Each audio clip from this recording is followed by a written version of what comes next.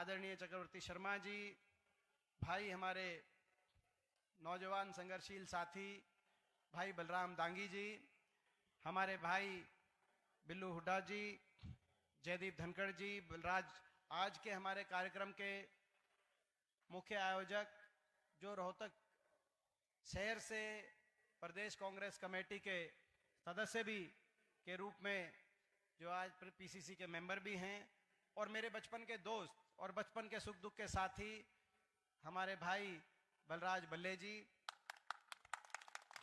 हमारे भाई हमारे आदरणीय प्रधान जी बलवान सिंह पांचाल जी, हमारे प्रधान जी लोकेंद्र फोगाट जी, सतबीर जांगड़ा जी, किशनलाल पांचाल जी, राम कुमार जी, हमारे गुलशन इश्पिरानी जी पार्षद, कदम सिंह इलावा जी पार्षद, पीवी भावरा जी, मोनू शर्मा जी, देवेंद्र भारत, जगत सिंह काला जी, हेमंत बख्शी जी, कुलदीप केडी जी, जितेंद्र जांगड़ा जी, आजाद सिंह दांगी जी जो गोहाना पांचाल समाज से के प्रधान हैं, हमारे भाई सुरेंद्र बत्रा जी पूर्व पार्षद, टिंचू सचदेवा जी, प्रदीप गुलिया जी, कमलेश पांचाल जी, कलावती पांचाल जी, राकेश सैनी जी, हमारे अजय भाटी जी, अशोक मैना जी, योगेंद्र बोस जी, हुकुमचंद पांचाल जी, हमारे अजीत सिंह पांचाल जी, मैनपाल सिंह पांचाल जी, विजेंद्र सिंह पांचाल जी, सुरेंद्र जी, हमारे महासचिव राज सिंह पांचाल जी, कोषाध्यक्ष मोहनलाल पांचाल जी, महेंद्र सिंह जी,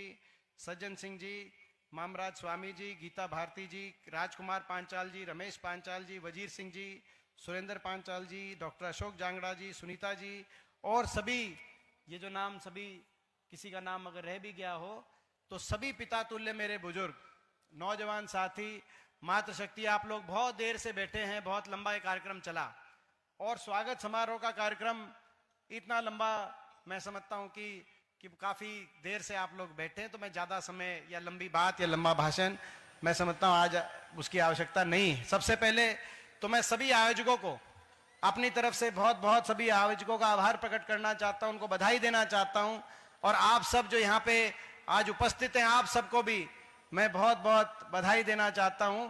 आज ये जो इतना आयोजन यहाँ पर भगवान श्री विश्वकर्मा जी महाराज की पूजा आयोजन यहाँ पे करने का काम हुआ, इतने भव्य रूप से इसको मनाने का काम हुआ है, इसके लिए सभी आयोजकों को भी बधाई, और जो उपस्थित सभी लोग यहाँ आप सबको मैं बहुत बहुत मुबारकबाद देना चाहता हूँ। इतने बड़े स्तर पे यहाँ इसका जो आयोजन आज हुआ है, क्योंकि हमारे ये एक सृष्टि का नियम है कि नींव जितनी गहरी होगी उतनी ऊंची इमारत जाएगी। तो जो देश जो समाज जो अपने धर्म संस्कृति संस्कारों को याद रखते हैं वो ऊपर जाते हैं, और हमारा दायित्व है कि हम अपनी अगली पीढ़ी को अपने धर्म, अपनी सभ्यता, अपनी संस्कृति के संस्कार अगली पीढ़ी को सौंप के जाएं, और वो संस्कार सौंप के जाएं, उनमें इस तरह के आयोजन का अपने आप एक महत्व हो जाता है।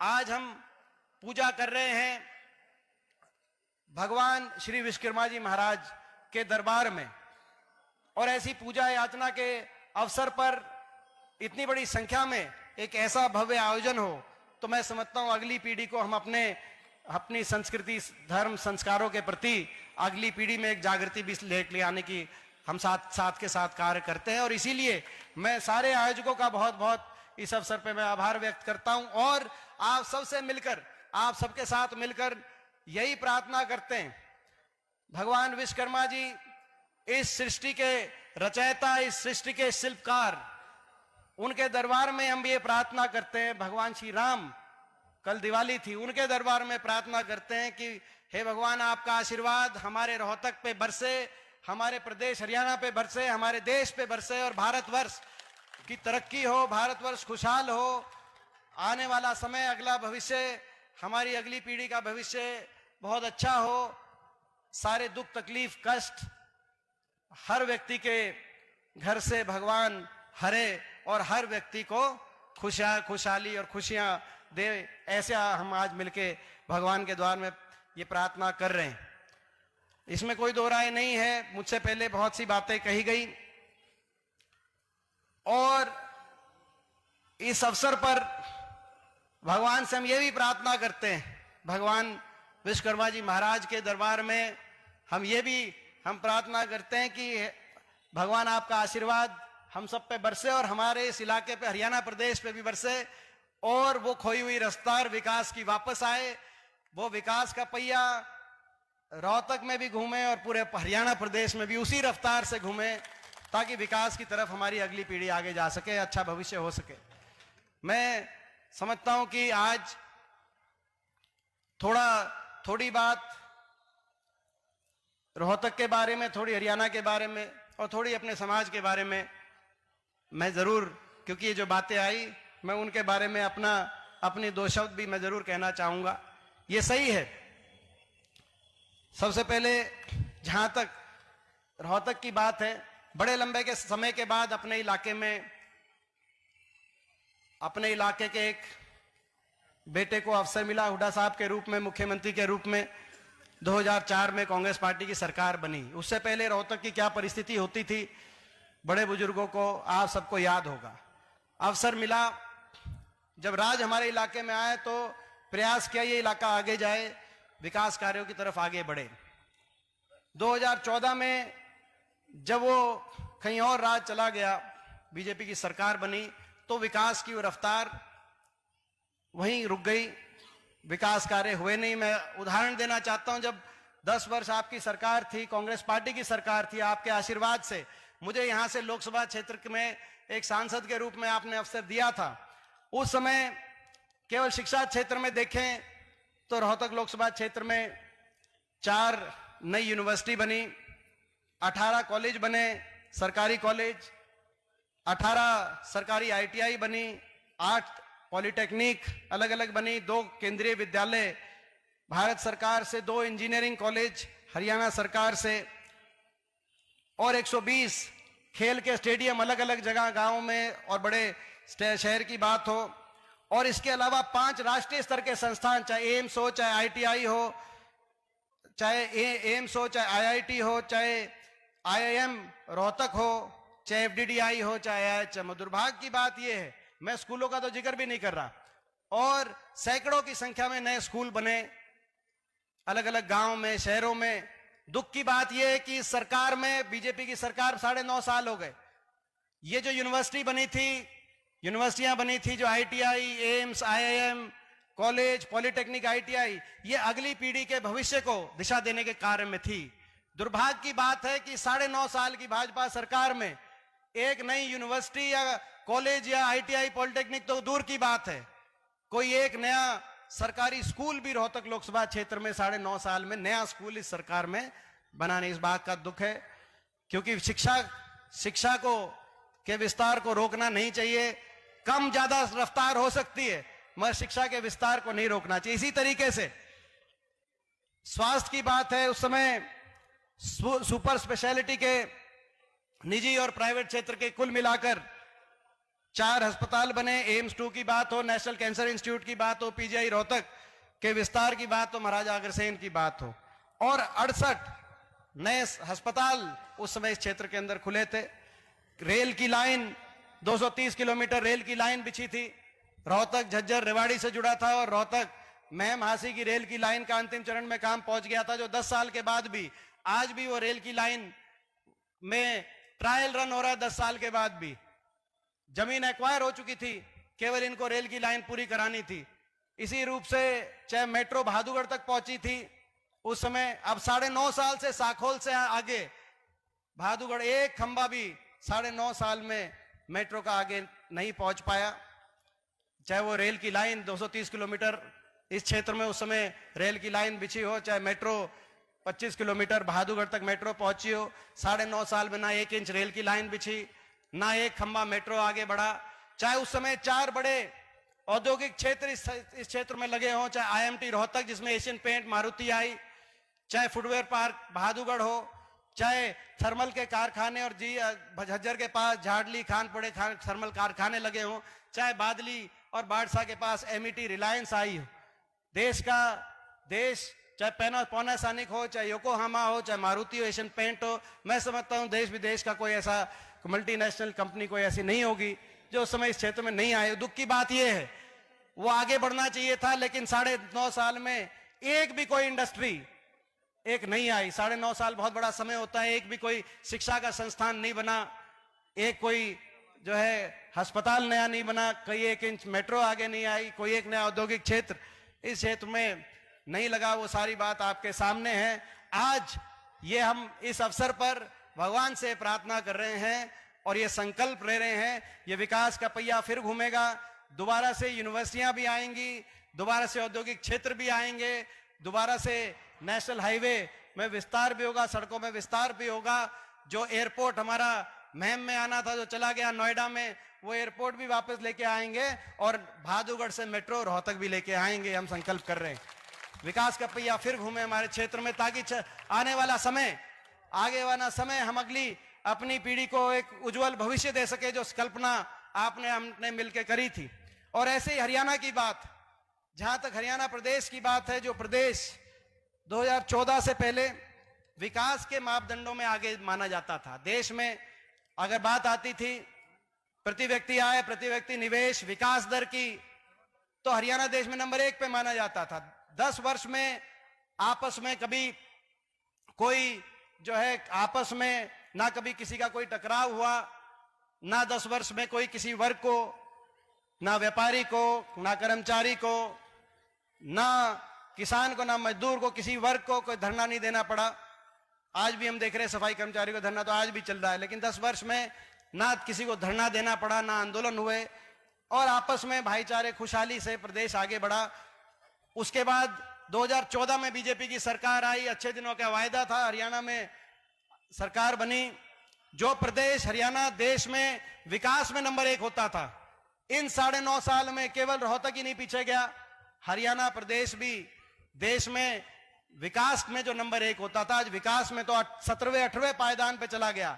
नंबर 1 अगर पहुंच गया तो बेरोजगारी में देश में नंबर 1 पे आज हरियाणा पहुंच गया। दिल्ली के 3 तरफ बसा हरियाणा, दिल्ली के 3 तरफ बसाने जो देश में रोजगार में नंबर 1 होना चाहिए था, आज हर घर में एक शिक्षित नौजवान, बेरोजगारी की फौज खड़ी हो गई।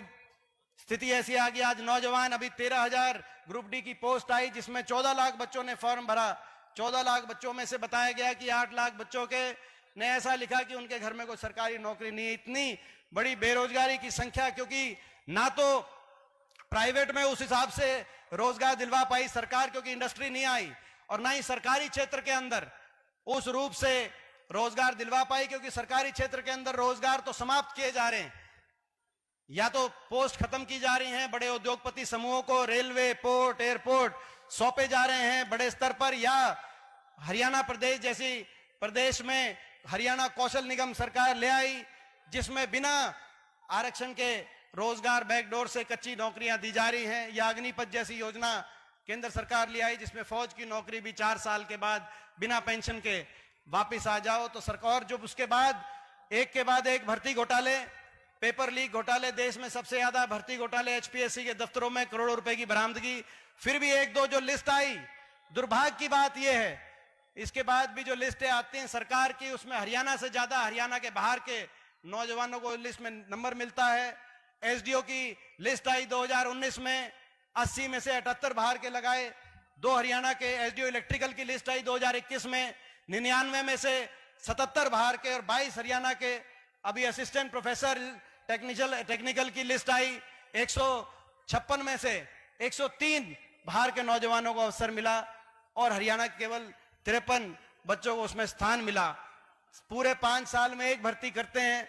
अभी जैसे चुनाव से पहले, पिछली बार भी चुनाव से पहले भर्ती करी, अब भी चुनाव से पहले एक भर्ती निकाल के, और 5 साल हरियाणा के नौजवान को आज देश में सबसे ज्यादा बेरोजगारी, कहीं डिप्रेशन, कहीं नौजवान डिप्रेशन, कहीं नशे की बात आती है, कहीं अपराध की बात आती है, और कहीं घर बार बेच के विदेश में आज खास तौर पर उत्तर हरियाणा का नौजवान जाने पे विवश आज हम देख रहे हैं। ऐसी स्थिति पैदा कर दी। एक तरफ बेरोजगारी, दूसरी तरफ महंगाई। कहते थे बहुत हुई महंगाई की मार अब की बार बीजेपी सरकार, लेकिन आज महंगाई ने हर घर का बजट बिगाड़ दिया। डीजल, पेट्रोल, रसोई गैस का सिलेंडर जो हमारे समय 400 होता था, आज वो सिलेंडर 1100 पे पहुंच गया। डीजल, पेट्रोल, रसोई गैस का सिलेंडर देश में सबसे महंगा हरियाणा में। बच्चों की स्कूल की फीस और सबसे महंगी बिजली आज देश में हरियाणा में। ऐसी स्थिति आ गई। और ऊपर से जो है भ्रष्टाचार, लूट की छूट बच गई। बीजेपी और जेजेपी पिछली बार ये सरकार लोग नहीं चाहते थे। इनका 75 पार का नारा जरूर था 2019 में खट्टर साहब का, लेकिन लोगों ने उस नारे को अस्वीकार किया और बीजेपी की 40 पे आंकड़ा रोक दिया। मात्र 3900 वोटों का फर्क बीजेपी और कांग्रेस के बीच में। 3900 वोट कांग्रेस की ज्यादा आती पिछले चुनाव में। 2019 में तो कांग्रेस की 36 और बीजेपी की 35 सीट आती। लेकिन एक पार्टी आई, जेजेपी पार्टी, दुष्यंत चौटाला की, जो कहते थे बीजेपी करो जमुना पार। खट्टर साहब कहते थे 75 पार, एक कहता था 75 पार, दूसरा कहा जमुना पार। इलेक्शन का नतीजा आते ही दोनों बन गए पक्के यार। और हरियाणा बना दी भ्रष्ट सरकार। हरियाणा में ऐसी बना दी भ्रष्ट सरकार, अपने भ्रष्टाचार की छूट। महकमे महकमे इस बात पे बांटे गए कि महकमों से कौन कितना लूटता है। शराब का महकमा किसके पास, एक्साइज का महकमा किसके पास, और ये सारी लिस्ट तो हमारे पास भी अधूरी होगी। आप संपर्क करें, दादा गौतम इनके विधायक हैं, जेजेपी के, दुष्यंत चौटाला जी की पार्टी के विधायक हैं। उनका बयान आ गया कि भाई ये सरकार में महकमे बट गए, खोपर बढ़ गया और खोपर एक लाई जीमने लग रहा है, एक लाई जीमने लग रहा है। बयान आया उनका। या तो भ्रष्टाचार की वो पोल खोलेंगे या भ्रष्टाचार की रही कैसी पोल अरविंद शर्मा जी बता देंगे, जिनका बयान आया पहरावर में कि भाई ये ऐसी स्थिति आ गई कि रोहतक के एक पूर्व मंत्री 300 करोड़ रुपए आए थे अमृत योजना में, और भाई कौन सा ठेकेदार है, कौन सा क्या है, बोला लिस्ट मेरे पास है, पूर्व मंत्री की जांच। ये स्थिति आज भ्रष्टाचार में हरियाणा की पटरी को इन्होंने विकास की पटरी से उतार दिया। भ्रष्टाचार, बेरोजगारी, महंगाई, ये स्थिति बन गई हरियाणा में। तो आज हम ये भी संकल्प ले रहे हैं, आज हम ये भी संकल्प लेते हैं कि अगले भगवान श्री विश्वकर्मा जी महाराज की अगले पूजन तक, अगली दिवाली तक हरियाणा में ऐसी सरकार आए, हरियाणा में दोबारा से विकास का पहिया घूमे, ऐसी सरकार आए जो इस महंगाई के कवच, महंगाई की कमर तोड़ने का काम करे। और जैसा कि कांग्रेस पार्टी की कर्नाटक और हिमाचल की सरकार में हुआ है, हरियाणा में सरकार ऐसी बने 300 यूनिट बिजली उपभोक्ता को फ्री बिजली देने का काम करे। ये हम संकल्प लेते हैं। हम संकल्प लेते हैं हरियाणा में एक ऐसी सरकार बने, राजस्थान की अशोक गहलोत जी की सरकार की तर्ज पे हरियाणा में भी 500 रुपए सिलेंडर दिलवाने का काम करे, कांग्रेस पार्टी की सरकार बने। अगली दिवाली और अगली दिवाली तक हरियाणा में हम संकल्प लेते हैं कि हरियाणा में एक ऐसी सरकार बने जो कर्मचारियों को ओल्ड पेंशन स्कीम का लाभ दिलाने का काम करे। और हम संकल्प लेते हैं हरियाणा के अंदर ऐसी सरकार बने जो बड़े बुजुर्गों को, जिनके साथ धोखा हो गया, जिनको बोला था 5100 पेंशन, बोला हमारा समझौता हो रहा है, हम 5100 पेंशन देंगे, लेकिन 5100 पेंशन नहीं आए, केवल धोखा मिला। साढ़े चार सालों में 6 महीने बाद चुनाव है। हरियाणा में ऐसी सरकार बने जो बड़े बुजुर्गों के साथ किए गए धोखे का जो है हिसाब किताब बराबर करे, और देश में सर्वाधिक 6000 बुढ़ापा पेंशन अगली 1 नवंबर से हरियाणा के अंदर बड़े बुजुर्गों को दिलवाने का काम करे। हरियाणा में ऐसी सरकार आए जो 100 गज के प्लॉट का फैसला था, एससी वर्ग के हमारे भाई, बैकवर्ड के हमारे भाई, छत्तीसगढ़ गरीब परिवार, बीसीए के हमारे भाई जिसमें शामिल किए गए थे, 4 लाख परिवारों को 100 गज के प्लॉट हरियाणा मिले थे। लेकिन इस सरकार ने वो स्कीम समाप्त कर दी, एक नया प्लॉट किसी को दिया नहीं। जब से कांग्रेस सरकार गई है, और जहां प्लॉट थे वहां पे ना विकास कार्य कराए, ना कब्जे दिलाए, ना कोई उनमें कॉलोनियों का विकास कराया। एक ऐसी सरकार आए अगले 1 नवंबर तक, अगले हरियाणा दिवस तक, हरियाणा में अगली दिवाली तक, अगली विश्वकर्मा पूजन दिवस तक ऐसी सरकार बने। 100 गज की प्लॉट की स्कीम दोबारा शुरू हो, जो वंचित परिवार रह गए थे उनको 100 गज के प्लॉट मिले, और उन 100 गज के प्लॉट पे 2 कमरे की सरकारी सहायता से इंदिरा आवास योजना में मकान बनवाने के गरीब आदमी को देने का काम करें। आज हम ये संकल्प ले रहे हैं। और हम संकल्प ले रहे हैं जो आज बहुत सी बातें, अपने समाज से जुड़ी बहुत सी बातें आई। आपने सही कहा, उस समय क्लास 1 क्लास 2 में जो है, और बीसीए समाज के लिए क्लास 1 और क्लास 2 के अंदर रिजर्वेशन नहीं थी। जब कांग्रेस सरकार बनी, हुड्डा साहब के हाथ में कलम आई तो 15% टोटल रिजर्वेशन और 10% पहली बार देश में अगर बीसीए समाज के लिए रिजर्वेशन क्लास 1 क्लास 2 में हुई तो हुड्डा साहब के हाथ से कांग्रेस पार्टी के समय जो है हरियाणा के अंदर। तो ऐसी सरकार आए जिसने 15% तक भी किया था, इन्होंने 9.5 साल तक इसको बढ़ाने का काम नहीं किया। हम कहना चाहते हैं सरकार को, या तो आप बढ़ाओ, नहीं तो 15% भी हमने किया था। बीसीए समाज को पहले भी हमने क्लास 1 क्लास 2 में रिजर्वेशन देने का काम किया था। आगे भी इस 15% को आगे भी बढ़ाने का काम हम करेंगे जब हमें अवसर मिलेगा। हरियाणा में हम कहना चाहते हैं सरकार को। और ऐसे ही मैं समझता हूं बहुत सी बातें, ये बैकवर्ड निगम के 300 करोड़ के कर्जा माफी की योजना आई थी, और बैकवर्ड निगम में मगर जो इंटरेस्ट है उस पर ब्याज का प्रतिशत हाई है, और ये पीछे कोऑपरेटिव किसान के लिए जो कोऑपरेटिव का कर्जा है उसमें हमारी सरकार के समय भी और पूरे देश में भी 0% तक कई प्रदेशों ने देने का काम किया था। हरियाणा में बैकवर्ड निगम के भी इसी प्रतिशत पे बैकवर्ड निगम में भी लोन मिले, ये हम आने वाले समय में करने का काम करेंगे हरियाणा के अंदर।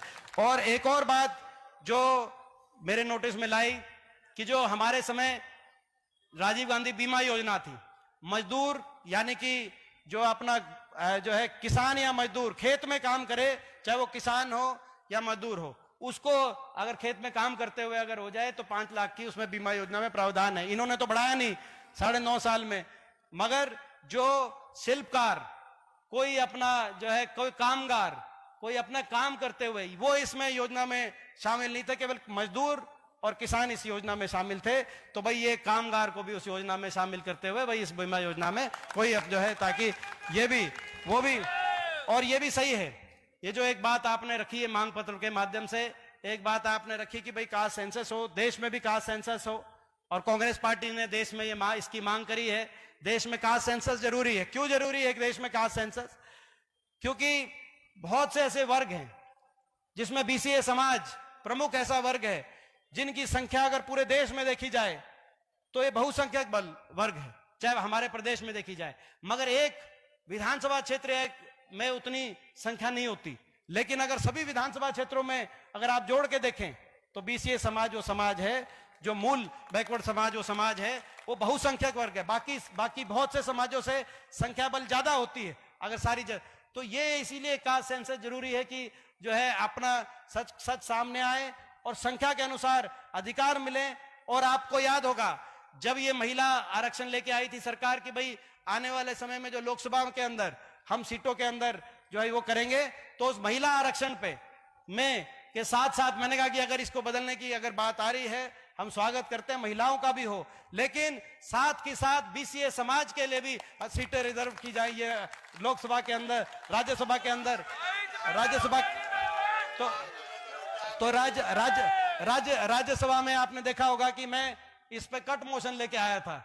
राज्यसभा में किसी ने अगर टीवी देखी हो जिस दिन महिला आरक्षण आ रहा था, तो मैंने कहा आप मैं ये पता है सारी जो है हमारी बहन कमलेश जी, कलावती जी और हमारे ये उस समय तो राज्यसभा के अंदर मैं इसमें कट मोशन लेके आया। मैंने कहा भाई बीसीए समाज क्योंकि इतना बहुसंख्यक समाज, लेकिन उतने विधानसभाओं लोकसभाओं के अंदर प्रतिनिधित्व इसलिए नहीं मिला क्योंकि एक विधानसभा में उतनी संख्या नहीं। मगर अगर सारा का देखा जाए तो मैंने कहा भाई इस बात को भी, जैसे आप महिला आरक्षण लेके आए हैं, मैं इसको भी साथ आप करने का काम करें। तो ये लड़ाई जो है वहां पे पार्लियामेंट के अंदर हम लेके आए और इस लड़ाई को आगे बढ़ाएंगे। मैं कांग्रेस पार्टी से के अंदर भी, पार्टी से राष्ट्रीय स्तर पे, जैसे मैं धन्यवाद करता हूं राहुल गांधी जी ने कास्ट सेंसस पे जो है एक राष्ट्रीय स्तर पे कहा है कि भाई ये कास्ट सेंसस कराया जाए। दुख की बात यह है कि बीजेपी ने रिजेक्ट कर दिया और प्रधानमंत्री जी ने कहा इसकी जरूरत नहीं है, मगर जरूरत है ताकि संख्या के अनुसार सबको उनका अधिकार मिले, हर वर्ग को उसका अधिकार मिले, आवश्यक है। तो जो है उनका धन्यवाद करते हैं और उनसे जो ये बीसीए समाज को अधिकार देने की बात है, ये भी कांग्रेस में राष्ट्रीय स्तर पे हम लेके आए। इस बात के लिए भी मैं स्वयं राहुल जी से मैं भी आग्रह करूंगा और अपने ओर से मैं पूरा जो है इसके लिए प्रयास करूंगा। और भाई अगले और अंत में हम ये प्रार्थना करते हैं, आज हम ये प्रार्थना करते हैं भगवान श्री विश्वकर्मा जी महाराज के दरबार में, भगवान श्री राम के दरबार में, कि हरियाणा में अगली 1 नवंबर तक ऐसी सरकार आए जिसमें हर भाई दूसरे भाई से गले मिले, आपस में प्यार हो, प्रेम हो और खुशहाली से देश में हरियाणा को सबसे आगे लेके जाने का संकल्प एक साथ हर जो है सारे मिलकर संकल्प करें। तो ये आज वो करते हैं। पिछली बार थोड़ी बहुत कसर रह गई थी, मुझे विश्वास है कि अपने समाज का पूरा आशीर्वाद और पूरा साथ मिलेगा। इस बार हरियाणा के अंदर बदलाव तय है, मुझे पूरा विश्वास है। और आज जो ये इतना भव्य कार्यक्रम का आयोजन किया गया और इतने लंबे समय, मैं अपने भाई और मेरे बचपन के दोस्त भाई बलराज बल्ले जी को मैं बहुत बहुत बधाई।